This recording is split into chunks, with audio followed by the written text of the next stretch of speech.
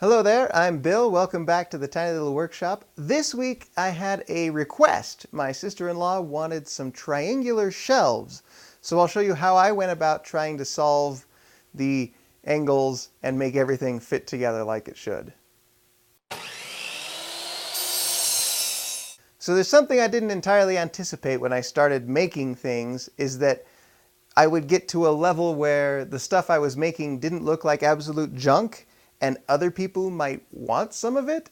So I had a request. Like I said, my sister-in-law wanted triangular shelves. So I had to figure out how to cut all the angles and assemble the things. This is one of the ones that I came up with. I at first managed to make 60-degree angle cuts, and then later learned that there's an easier way to do this. But I'll show you how I did this step by step in the video.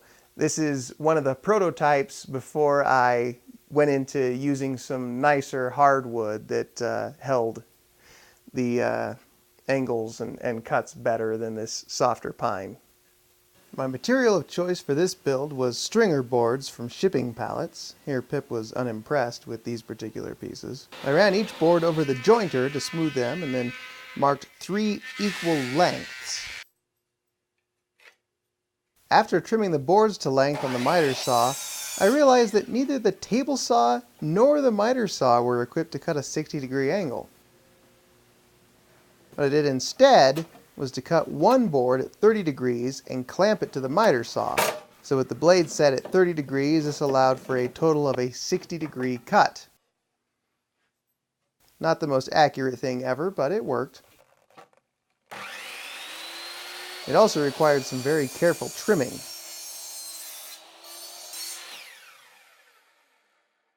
After a quick pass with the random orbital sander, the boards were ready to be glued together. I applied some wood glue on each surface, and since I don't have adjustable corner clamps, I wound up using the string from my plumb bob to wrap each shelf one at a time until the glue set up. Now, if I was doing more than just some of these one-offs, I would probably have come up with some jigs to more accurately cut and glue these things.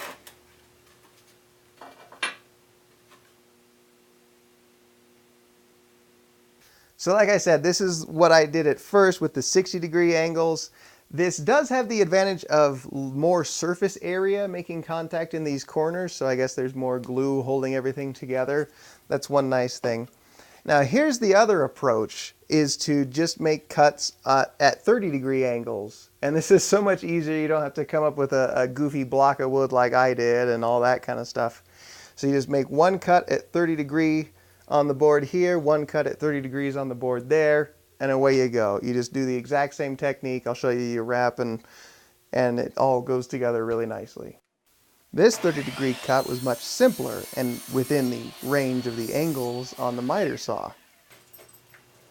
I sanded each of these boards, even though this was just a prototype, and wrapped them up until the glue was dried. So there you have it, 2 different approaches. My goofy ad hoc 60-degree angle one, and this much easier to put together 30-degree angle one, the kind that you see all over on Etsy.